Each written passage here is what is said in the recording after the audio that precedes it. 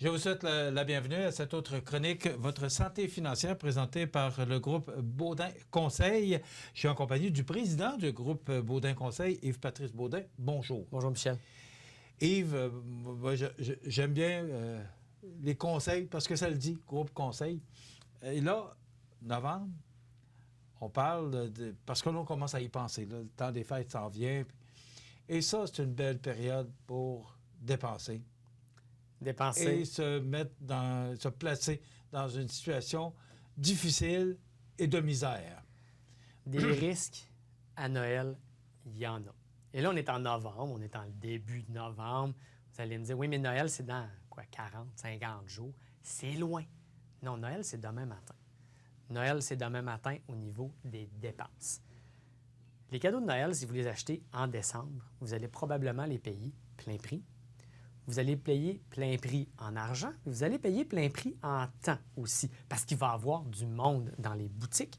Et si vous faites le choix de prendre les commandes en ligne, bien, vous allez payer plein prix en temps parce que tous les services de messagerie et la poste vont prendre plus de temps parce qu'il va y avoir beaucoup de colis, sans parler des lettres au Père Noël qu'il va falloir qu'il gère.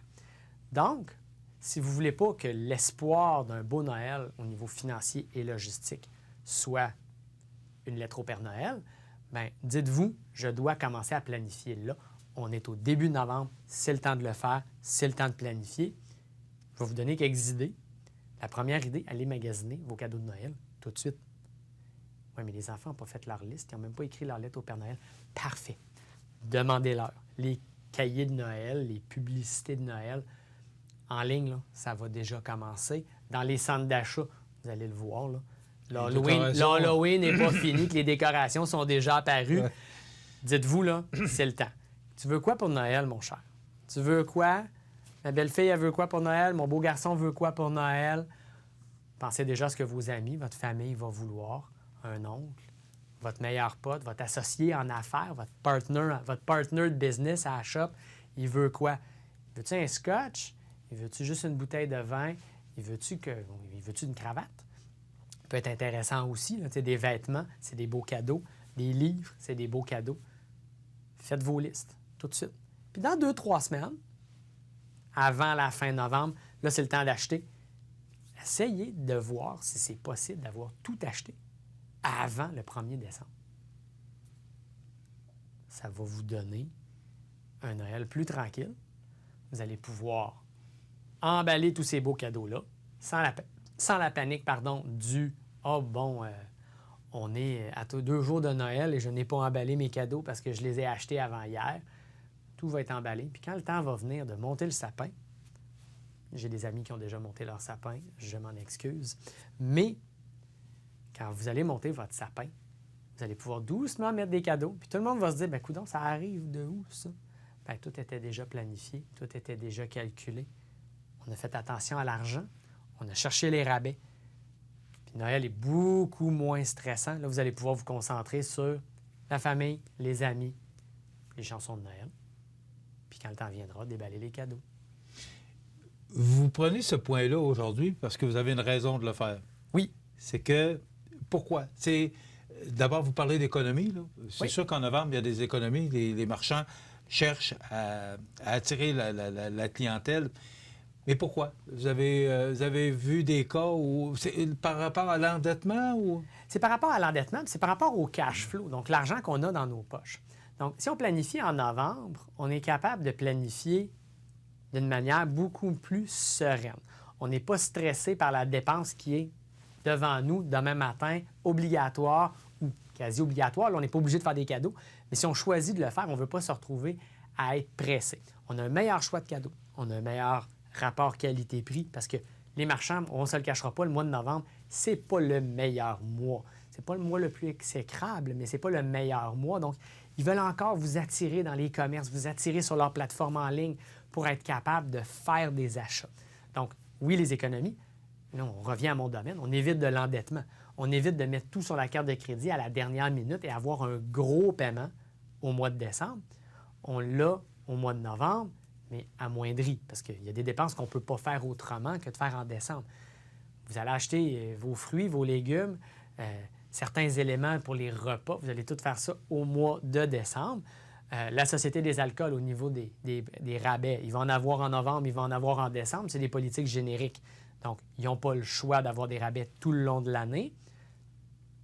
Ce qui m'amène un peu à la dépense de nourriture. Si vous avez un congélateur, achetez votre dinde en novembre. Achetez pas votre dinde le 15 décembre. Elle va être au maximum de prix. Donc, prenez la dinde tout de suite, ou les 2 dindes, ou les 3 dindes. Ça va dépendre de ce qu'on va pouvoir avoir comme gens. Là, on verra s'il y a des ajustements aux politiques de COVID pour recevoir pour Noël. Mais les choses qui se congèlent, achetez-les tout de suite en novembre. C'est des dépenses qu'on va éviter en décembre. C'est le stress de moins parce que j'ai déjà vu une étagère où il devait y avoir des dindes et il n'y avait plus de dindes parce qu'on était rendu le 22 décembre. Mais on s'évite le stress, on s'évite d'avoir la grosse facture et on est capable de faire des meilleurs choix, éviter un surendettement. Et bon, il y a des choses qu'on peut planifier. J'ai déjà vu des gens acheter des cadeaux de Noël au mois de mai. Mais là, à un moment donné, il ne faut pas virer fou non plus, là, surtout avec des enfants. C'est une dépense qui est agréable à faire à ce temps-ci de l'année. Il suffit d'avoir l'argent nécessaire et de faire des choix sans panique, sans stress. Vous parliez au mois de septembre de faire une planification puis de dire, bon, mais si ça coûte 550, 600 pièces de mettre la location familiale puis de mettre un petit montant divisé par 12 là, de 600 pièces, 50 pièces par mois et de mettre ça de côté pour arriver au mois d'août.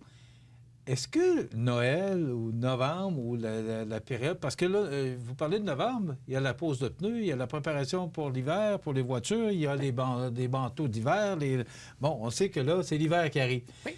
Alors tout ça, à un moment donné, finit que les dépenses au mois de novembre commencent à être quand même élevées. Est-ce qu'il y a un truc pour pouvoir prévoir? Parce que vous parlez beaucoup de planification. Beaucoup de planification. C'est moi que je retiens beaucoup de vos chroniques. C'est la clé. Maintenant, il y a des dépenses. On le sait à peu près combien ça va nous coûter. Ça dépend, ça évolue aussi d'une année à l'autre. Ça dépend des cadeaux qu'on veut acheter. L'année qu'on décide d'acheter une console de jeu qui coûte 500$ pour la famille ou pour un de nos enfants, bien, peut-être que l'année d'après, les cadeaux ne seront pas à la même valeur. Donc, ce n'est pas une planification qui se fait de la même manière que la rentrée. C'est plus difficile. Exactement, parce que les dépenses peuvent être variables.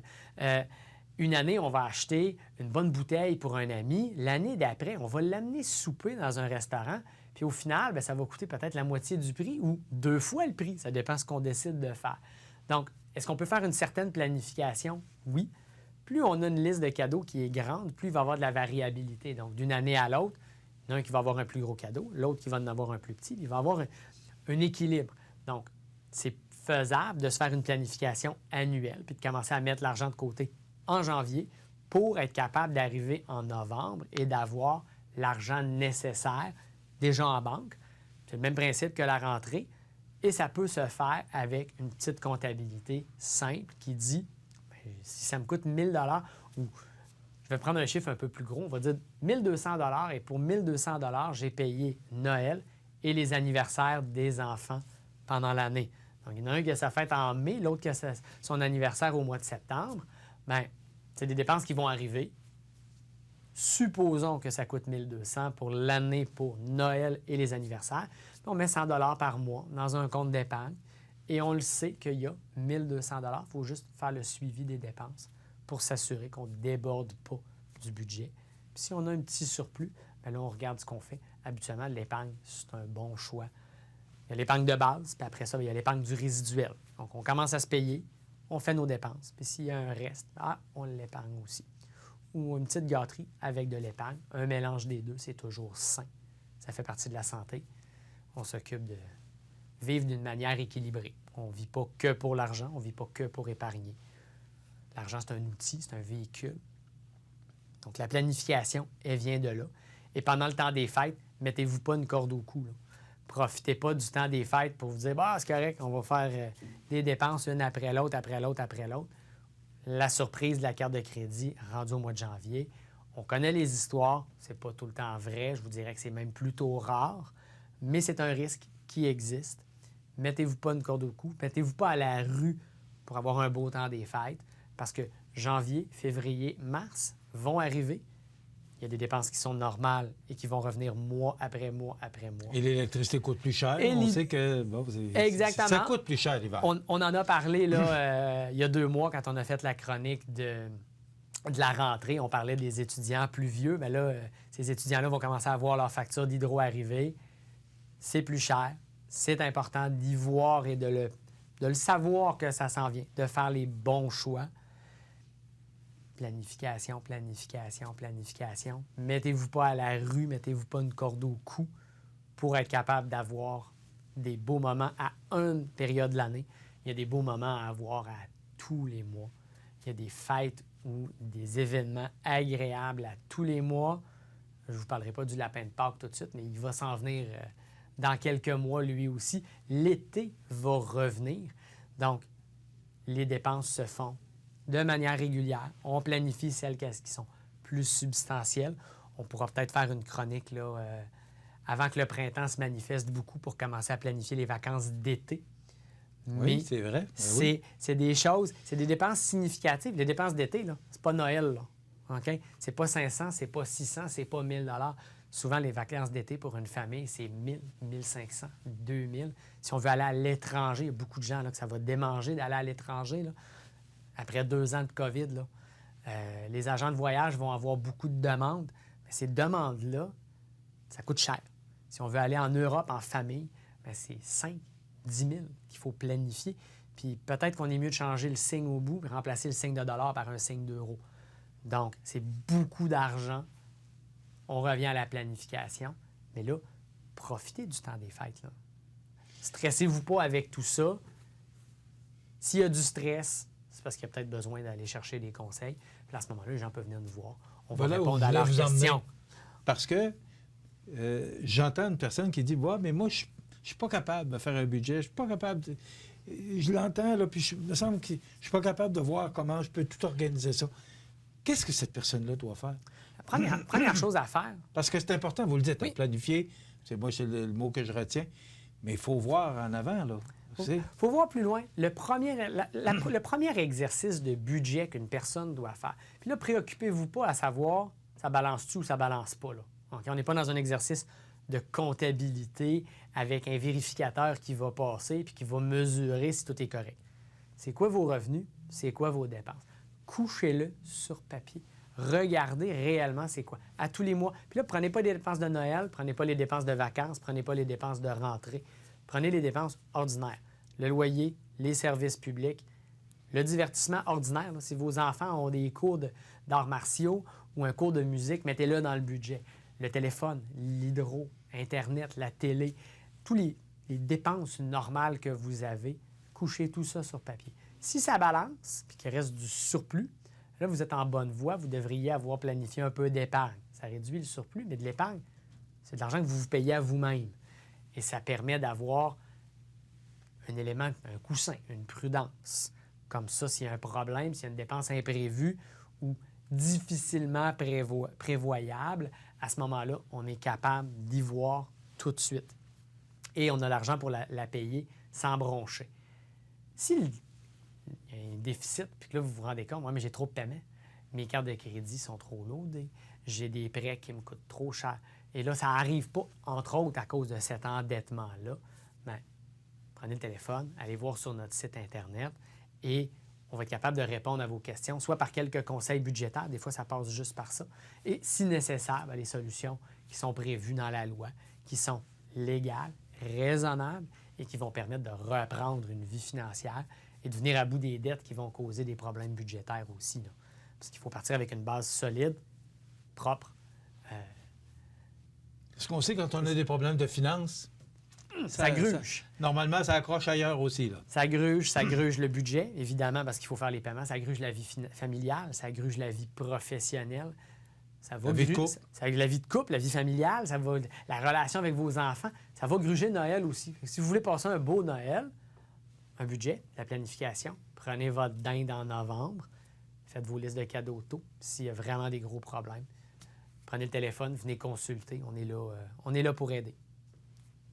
J'espère que vous avez bien entendu le message parce qu'il y a des gens, justement, comme M. Baudin, qui peuvent vous aider. Et il y a toujours des solutions. Moi, c'est ce que je comprends. Exact. Merci beaucoup. Votre santé financière présentée par le groupe conseil Baudin. Vous pouvez rejoindre ces gens de conseil à 1-833-476-3334, 1-833-476-3334 ou encore baudinsyndic.com. Et je dis souvent baudinsyndic.com, mais c'est d'abord... Voilà. Merci beaucoup. Merci, Michel. Parfait. Voilà, ça complète.